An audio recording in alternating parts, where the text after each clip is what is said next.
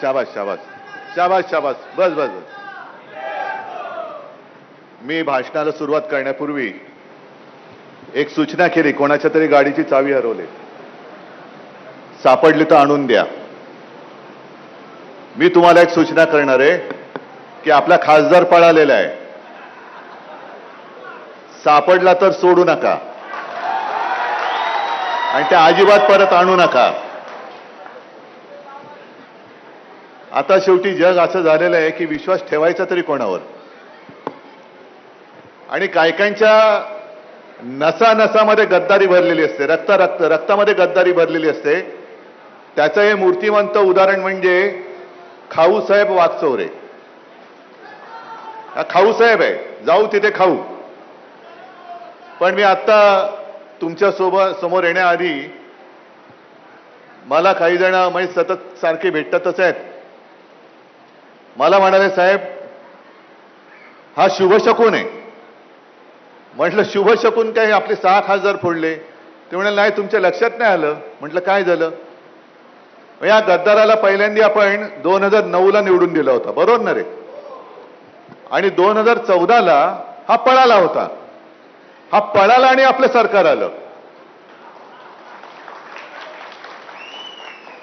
म्हटलं चांगलं आहे, असं असतं तर आधीच पळवलं असतं याला. पण हे जिथे जातात तिकडे बट्ट्या बोलवतो. काँग्रेसमध्ये गेले, काँग्रेसचं सरकार पडलं.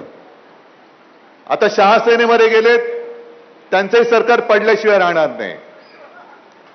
कारण ही शिर्डी आहे, साईबाबांची शिर्डी आहे, पवित्र शिर्डी आहे. इकडे श्रद्धा आणि सबुरीला अनन्यसाधारण महत्व आहे. कुठेतरी श्रद्धा असावी लागते, जशी आपली साईबाबांवरती आहे, जशी आपल्या कामावरती आहे, जशी आपल्या भगव्यावरती आहे.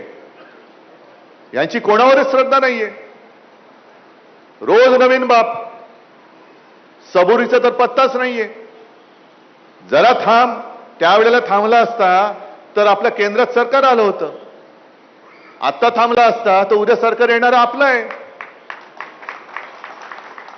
पण एका दृष्टीने काही गोष्टी चांगल्यासाठी होतात. कारण आपण म्हणतो जे होतं ते चांगल्यासाठी होतं. त्याच्यामुळे उद्या जे काही चांगले दिवस येणार आहेत त्यावेळेला हे असे भ्रष्ट विचाराचे गद्दार आपल्यासोबत राहता कामा नये, म्हणूनच त्यांना ही दुर्बुद्धी किंवा सुबुद्धी देवाने दिली असेल. मी मंदिरात जाऊन आल्यानंतर नेहमीप्रमाणे चॅनलवाले होतेच. काय प्रार्थना केली. म्हटलं मी प्रार्थना हीच केली की या देशावरती आणि या राज्यावरती जे एक संकट आलेलं आहे, हे संकट हे अरिष्ट लवकर दूर कर. ही सगळी भ्रष्ट राजवट ही लवकर तोडून मोडून गाडून टाक आणि पुन्हा एकदा माझ्या देशाला सुजलाम सुफलाम आणि चांगले दिवस येवो, ही मी साईचरणी प्रार्थना केलेली आहे. मग आणखीन काय बोललात. म्हटलं आता आणखीन काय म्हटलं देवेंद्र फडणवीसांच्या खुर्चीचं रक्षण कर. कारण बहुतेक त्यांचा पत्ता कापला जाणार आहे आता. हे मी जे बोलतोय हे तुम्हाला पटते की नाही पटते सांगा. मी काल परवापासून माझ्या मनात हे भिरभिरते. कारण आता काय होतंय की प्रत्येकाला हा निसर्गाचा नियम आहे. मी कोणाचं वाईट चिंतणारा अजिबात नाही. कोणाचं वाईट व्हावं आणि आपलं भलं व्हावं ही दुर्बुद्धी मला कधी सुचलेली नाही आणि ती सुचू नये ही सुद्धा प्रार्थना मी साईचरणी केलेली आहे. पण प्रत्येकाला कुठेतरी शेवट असतो. तसं आता 29 मध्ये काय होणार आणि यांच्यानंतर आपला वाली कोण ही चर्चा दिल्लीमध्ये भाजपात सुरू झालेली आहे. मग प्रत्येकाच्या मनात अंकुर फुटायला लागलेत की तो झाला मी का नाही, मी झालो तो का नाही, तो झाला हा का नाही. आणि मग त्याच्यामध्ये असं कोणाला तरी वाटायला लागलंय की या रेसमध्ये देवेंद्र फडणवीस येऊ शकतात. मग यांचा पत्ता आत्ताच काप, यांनाच आत्ताच बदनाम करून टाक आणि एवढं परेशान कर की या दिल्लीपर्यंत येताच कामा नये. आणि मग पंतप्रधान पदाच्या शर्यतीत कोण कोण आहेत तुम्हाला माहिती आहेत. त्यांनी इकडे त्या शहासेनेच्या प्रमुखाला गद्दाराला सुपारी दिलेली. ही शहासेना आहे, दुसरी आहे ती मिंदे सेना, एसनशी गट. त्याला सुपारी दिली की याला गुंतव इथले इथे. नाहीतर तुम्ही मला सांगा की जर का खासदार फुटतायत आणि फोडायचे आहेत तर आपण आपल्या पक्षात म्हणजे आपण नेहमी म्हणतोय एकूण जनरल सांगतोय की आपण स्वतःच्या पक्षात घेणार का भलत्याच्या पक्षात पाठवणार. हिशोब सरळ आहे, स्वतःच्या पक्षात घेणार. कारण स्वतःचे खासदार वाढले पाहिजेत. गेल्या निवडणुकीमध्ये एकूण जे काही खासदार निवडून आले त्याच्यात 19 साली आपले 18 आले होते, भाजपचे 21-22 आले होते. युती तुटल्यानंतर आपलेही 9 आले आणि भाजपचेही 9 आले आणि शहासेनेचे 6-7 आले. मग शहासेनेने काय केलं? आपले फोडले आणि शहासेनेत घेतले. म्हणजे भाजपपेक्षा महाराष्ट्रामध्ये आज ताकद कोणाची वाढली? शहासेनेची वाढली. आता ही शहासेना उद्या जर का पंतप्रधान पदाचा निर्णय घेण्याची वेळ आली तर कोणाला मतदान करेल? कोणाला करेल? आहे ना हिशोब सरळ. मग त्यावेळेला याला काय सांगतील? तू गप्प बस, तुझ्या नेतृत्वाखाली भाजप लढली आणि तुझे फक्त 9 आले, शहासेनेचे एवढे खासदार आहेत. अशी या शहासेनेची चाल आहे. आणि इकडे सुपारी किंग बसलेले आहेत आमचे मिंदे गद्दार. कारण गद्दार यांच्या रक्तात भिनले, मी मगाशी बोललो. पण या खाऊसाहेबाचं एक बरं आहे, प्रत्येक जण काय म्हणतोय की आम्ही उद्धव ठाकरेंबद्दल बोलणार नाही. तू बोलू काय शकतो? लोक जोड्याने मारतील. उद्धव ठाकरे म्हणे देव माणूस आहे. अच्छा, मग आता तुम्ही सुद्धा सांगा. आज मी शिर्डीमध्ये बसलोय, आत्ता जाऊन आलो साईबाबांच्या चरणी नतमस्तक होऊन आलो. मंदिरात गेल्यानंतर तुमचं लक्ष साईबाबांकडे असतं का नैवेद्याकडे असतं? तुम्ही साईबाबांच्या मंदिरात बाबांचे आशीर्वाद घ्यायला जाता का नैवेद्य खायला जाता? हा खाऊसाहेब आपल्याकडे आला होता, तो नैवेद्य खायला आला होता. म्हणजे उद्धव ठाकरे देव माणूस आहे, पण माझं लक्ष नैवेद्याकडे. कधी एकदा खातोय. आता जे काही मी तुम्हाला सांगतोय, काल मी धाराशिवला गेलो होतो, त्याच्या आधी सगळीकडे फिरून आलो. म्हणजे मला खरंच मनापासून लाज वाटते की लोक, पत्रकार मला विचारतात, हे तुम्ही आता टीका त्यांच्यावर करताय, हे तुम्ही तुमच्याकडे होते तेव्हा का नाही बोललात? एक गोष्ट प्रामाणिकपणाने कबूल केली पाहिजे की चूक माझी आहे, पण मला या आधी गोष्टी कोणी सांगितल्या नव्हत्या.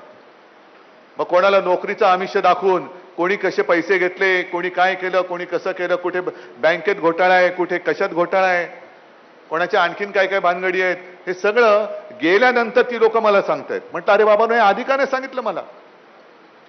कारण आपण काय होतं की शेवटी विश्वास.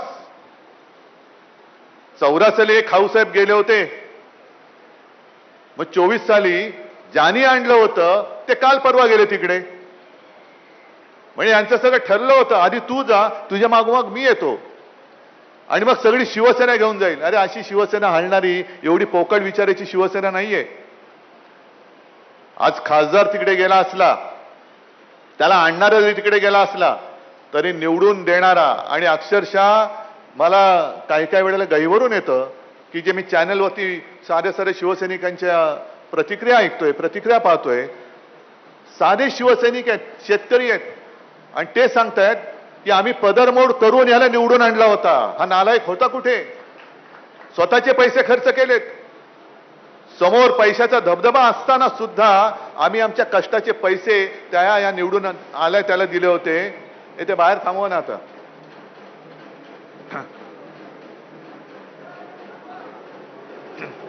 हा बस बस.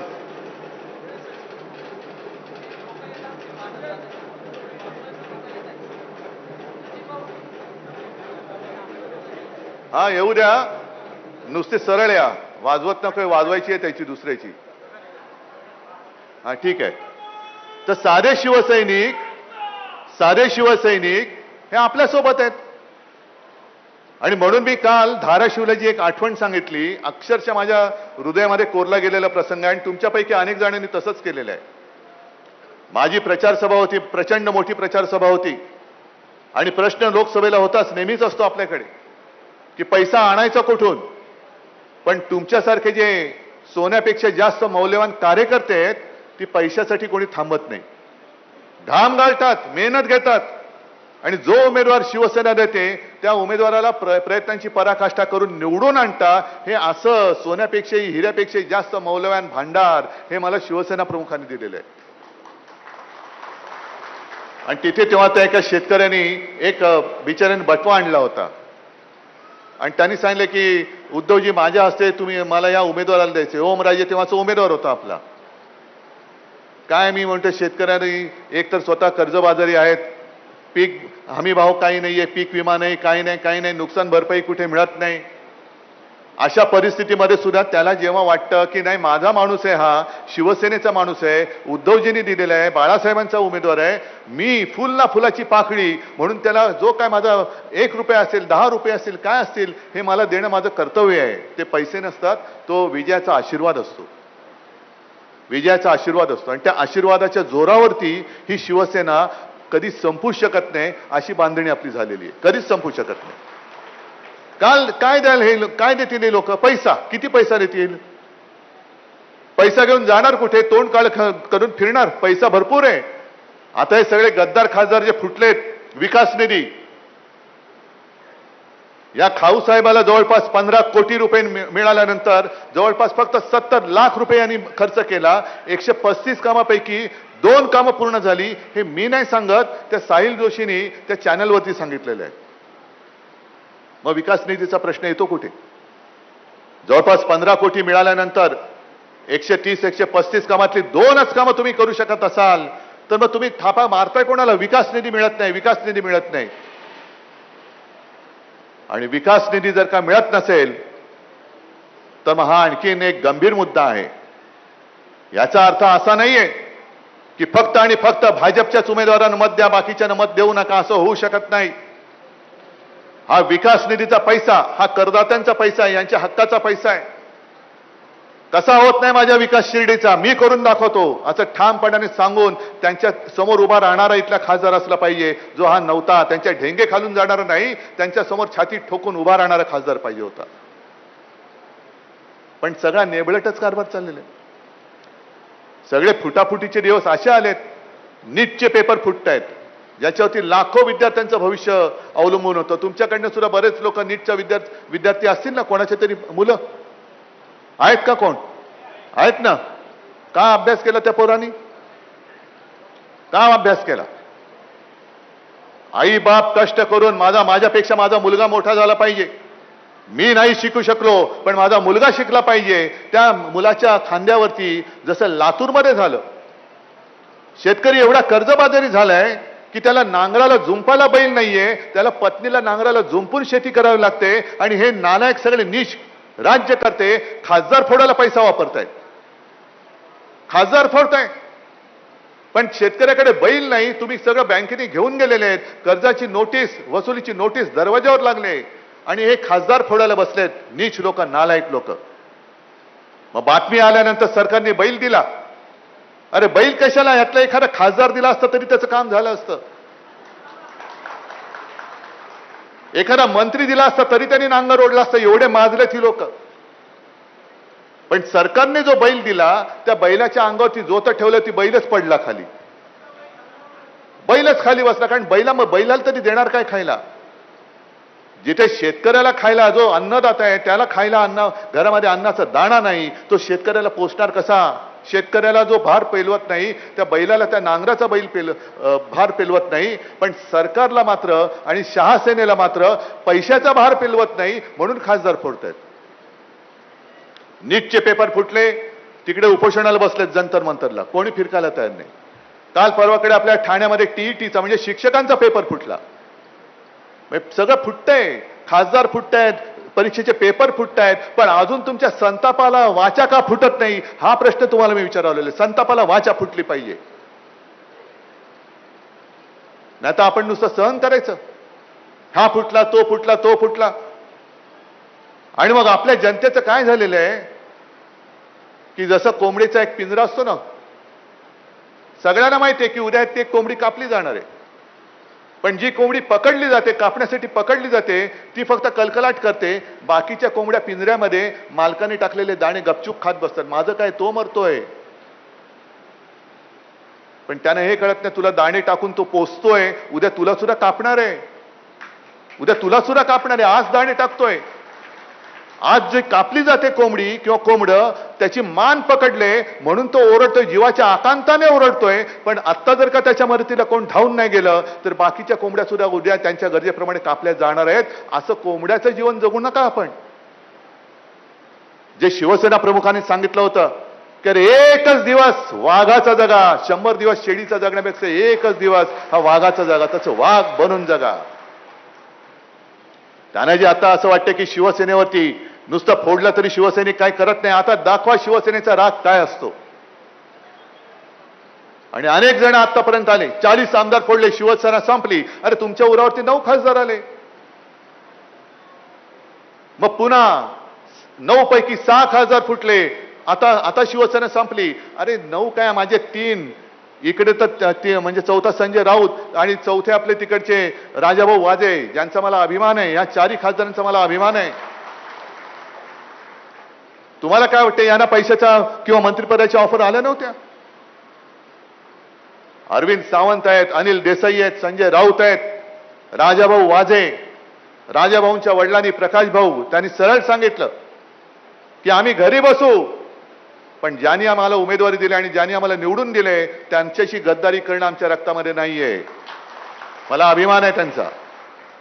याला म्हणतात निष्ठा, याला म्हणतात शिवसैनिक, याला म्हणतात श्रद्धा आणि याला म्हणतात सबोरी. आहे, आज नाहीये, पण उद्याचा दिवस माझा येईल आणि येईल, नक्की येणार. कसा नाही येत? वर खाली सगळं होत असतं. सूर्य जसा मावळतो तसा उद्याचा दिवस सूर्य उगवतोच. मध्ये रात्र असते, पण रात्री सुद्धा दिवे लागतात हल्ली. काल मी धाराशिवला गेलो असताना मला तिकडे एक तलवार दिली आणि मग माझ्या डोक्यात असं आलं की अरे ही तलवार, धाराशिव म्हणजे आपल्या भवानी मातेचा जिल्हा, तुळजापूर. आणि आपल्याला सगळ्यांना माहिती आहे की त्यावेळेला आई भवानीने मोगलांशी लढायला छत्रपती शिवाजी महाराजांना तलवार दिली होती. पण तेव्हा जर का शिवाजी महाराजांनी असा विचार केला असता, अरे हा औरंगजेब एवढा बलाढ्य आहे, याच्याकडे एवढं सैन्य आहे, हत्ती आहे, घोडदळ आहे, तोफा आहेत, अमुक आहे, तमुक आहे, पैसा अडका आहे, माझ्याकडे निधी नाही, मग कसं लढू मी पण जातो औरंगजेबाकडे, तर आपण राहिलो असतो. स्वाभिमानासाठी लढणं, स्वराज्यासाठी लढणं, जे हातात आहे त्यानिशी लढणं. आणि मुठभर असतील पण निष्ठावान आहेत, त्या निष्ठावान मावळ्यानिशी त्यांनी त्यांना औरंगजेबाला टक्कर दिली होती. पसाभर सगळे गद्दार आहेत, उपयोग नाही त्याचा, पण वज्रमुठ असलेले मावळे आहेत, निष्ठावान मावळे आहेत. ती एकच मूठ त्या पसाभर गद्दारांनी ती मारली तरी ते गद्दार निस्त नाबूद होऊ शकतात. हा इतिहास छत्रपती शिवाजी महाराजांनी आपल्याला शिकवलेला आहे. आणि हे फोडाफोडीचं राजकारण आहे. हे केवळ शिवसेना फोडण्याचं एवढं छोटं नाहीये. हा योगायोग नाहीये. इथे शिवसेना फोडली, शहासेनेमध्ये टाकली, तिकडे ममता बॅनर्जीचा तृणमूल काँग्रेस फोडला, भलत्याच कुठल्या तरी पक्षात टाकला, आप फोडलं, आणखीन काहीतरी केलं. हे सगळं जे काय कारस्थान चाललेलं आहे ते तुमच्या माझ्या सगळ्या देशाच्या गळ्याभोवती हुकुमशाहीचा पोलादी पाश आवळण्यासाठी चाललेलं आहे. जो प्रचार लोकसभा निवडणुकीमध्ये हे करत होते, अब की बार 400 पार, का?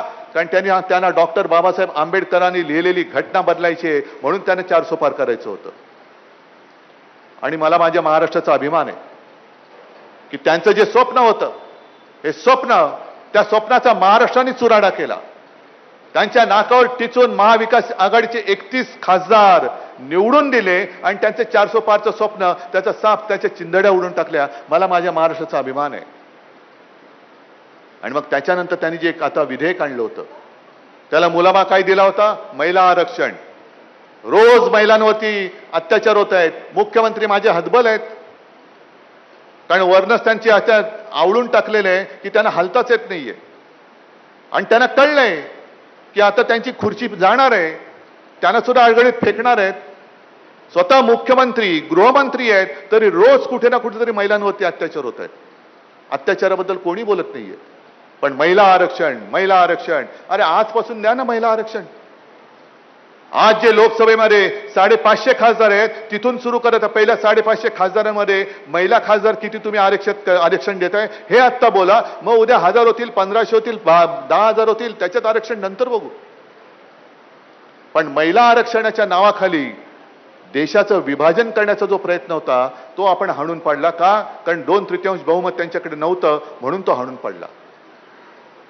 आता हे सगळे खासदार फोडून फोडून फोडून फोडून पुन्हा ते बिल, ते विधेयक कदाचित येत्या अधिवेशनात आणून ते मंजूर करतील की जेणेकरून माझ्या महाराष्ट्राचा आणि दक्षिणेचा आवाजच लोकसभेमध्ये उठला तरी त्याला किंमत असणार नाहीये. संपूर्ण राज्य हे उत्तरेच्या हातामध्ये जाईल. हा महाराष्ट्रावरती आणि महाराष्ट्राच्या अस्मितेवरती होणारा आघात आहे. हे ठीक आहे, असे खाऊसाहेब अनेक आले आणि अनेक गेले, अनेकांना गाडून टाकले, यानं सुद्धा आपण गाडून टाकू उद्या निवडणुकीमध्ये. माझ्यासमोर तो प्रश्न नाहीये, तेवढे तुम्ही समर्थ आहात. पण शिवसेना केवळ आमदार आणि खासदारासाठी जन्माला आलेली नाही. शिवसेना या देशासाठी, महाराष्ट्रासाठी, मराठी माणसासाठी आणि गोरगरीब जनतेसाठी, शेतकऱ्यासाठी म्हणून शिवसेना जन्माला आलेली आहे. मला चिंता ती आहे, मला ती काळजी वाटते उद्या काय होईल. कारण एवढे खासदार फोडून सुद्धा यांना ठाकरे का संपवायचंय? कारण त्यांना माहिती आहे ठाकरे एकदा संपला तर महाराष्ट्रामधनं प्रश्न विचारणारा दुसरा कोणी राहणार नाही. पण त्यांना हे माहित नाहीये की ठाकरे हा केवळ उद्धव बाळासाहेब ठाकरे नाही, या प्रत्येकाच्या आणि महाराष्ट्राच्या मनामनामध्ये बाळासाहेब ठाकरे जिवंत आहेत. उद्धव ठाकरे ही व्यक्ती आहे, पण बाळासाहेब ठाकरे हा विचार आहे. आणि या बाळासाहेब ठाकरे हिंदू हृदय सम्राट एकच, त्यांची जागा सुद्धा हे घेऊ शकत नाही. म्हणून सुद्धा ती एक आग आहे की अरे एवढं मी करून सुद्धा अजून मला कोणी हिंदू हृदय सम्राट का म्हणत का नाही? कारण तुम्ही बोगस आहात, तुम्ही बोगस आहात. पण हिंदू हृदय सम्राट शिवसेना प्रमुख बाळासाहेब ठाकरे ही व्यक्ती नव्हती, तो विचार आहे. आणि तो विचार स्वाभिमानाच्या रूपाने प्रत्येक मराठी माणसाच्या आणि हिंदूंच्या नसानसामध्ये भिनलेला आहे. तो अशा किती शहासेना आल्या तरी तो उकडून बाहेर काढू शकत नाही, अजिबात काढू शकत नाही. जसं मी देवेंद्र फडणवीसांचं सांगितलं, मग लोक विचारतात तुम्हाला असं कसं वाटतं? देवेंद्र फडणवीस म्हणाले मी पक्षी नाही, माझे पंख कसे छाटणार? अरे हा वाक्प्रचार आहे. तुम्हाला मराठी येत नसेल तर विधानसभा अध्यक्षांकडनं मराठी शिका.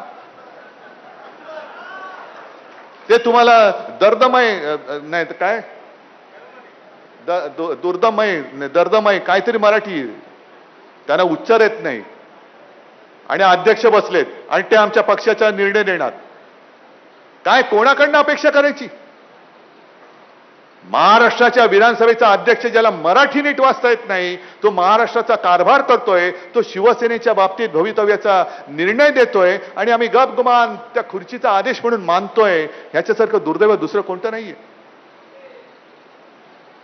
मुख्यमंत्र्यांना अजून ते कळलंय पण पचत नाहीये. आणि काही वेळेला असं होतं सहनही होत नाही आणि सांगता येत नाही, तशी मुख्यमंत्र्यांची परिस्थिती झाली. सहनच होत नाहीये पण करू काय? कारण स्वतःच्या ताकदीवरती मुख्यमंत्री नाही झाले, वरच्याच्या उपरवाली की मर्जी, उपरवाली की मेहरबानी. जसं आपण सगळे साईबाबांच्या चरणी लीन होतो तसे दिल्लीश्वरांच्या चरणी लीन होतात. तेच त्यांचे सगळे मायबाप.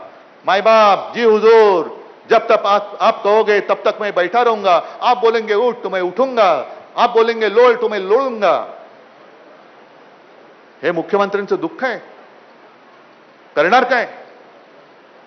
पण आज एकाने आणखीन चांगला प्रश्न मला विचारला की शिवसेनेला पुनर्बांधणीची गरज आहे का? म्हटलं शिवसेनेला नाही, गरज आहे पुनर्बांधणीची जी भाजपला आहे.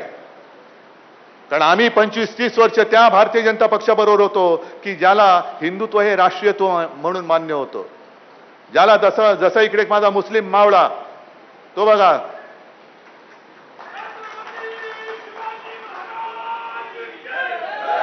हा छत्रपतींचा जय जयकार करतोय, असेल मुसलमान पण जो या देशाला मानतो तो आमचा आहे हे विचार देणारं शिवसेना प्रमुखांचं हिंदुत्व जोपर्यंत भाजपला मान्य होतं तोपर्यंत आम्ही भाजप सोबत होतो.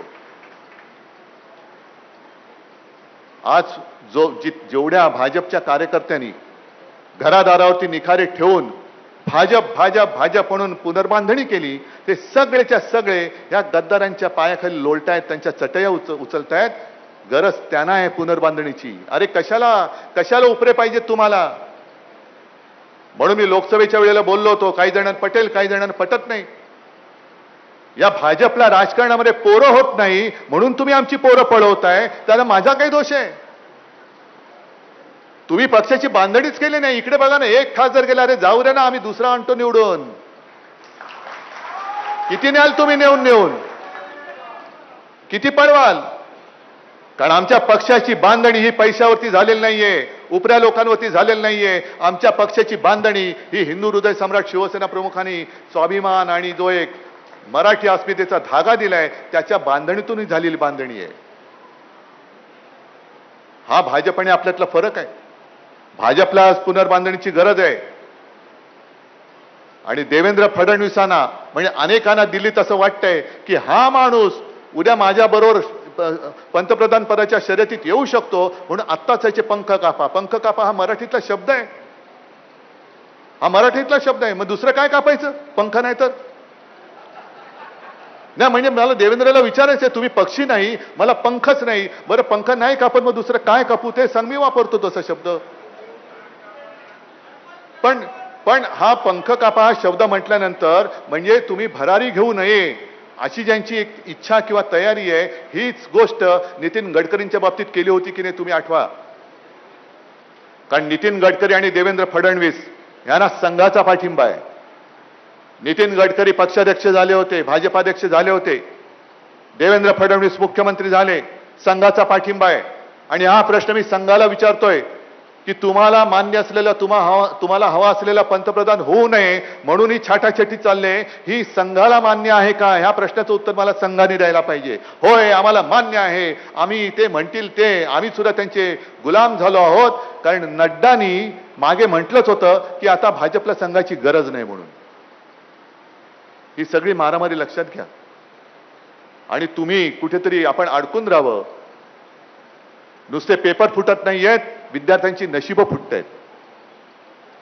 नुसतं काही नीटचा पेपर फुटला, जय श्रीराम. टीईटीचा पेपर फुटला, जय श्रीराम.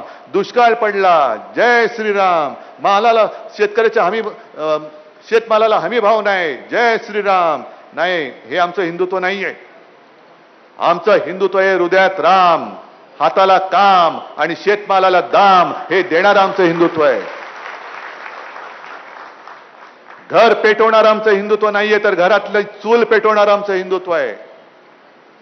आणि ते होऊ नये, मराठी माणसामध्ये मारामाऱ्या व्हाव्या म्हणून या सुपारी सेना काढलेल्या आहेत. त्यांनी शहा सेना काढलेली आहे. आपलेच लोक आपल्यातनं फोडतायत आणि आपल्या अंगावर टाकतायत. म्हणजे मारामारी कोणाची होणार?